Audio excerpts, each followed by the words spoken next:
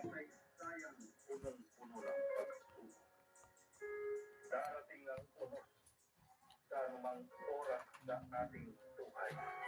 Unos ng kaligtasan o gawa ng kapwa-tao. Kung ang puso at isipan ay alipin na ng bigati, saan pa huhukutin ang lakas ng loob?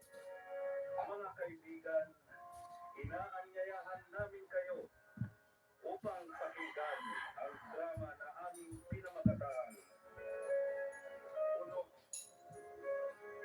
Inyong mapapakinggan mula Lunes hanggang Sabado. Nobela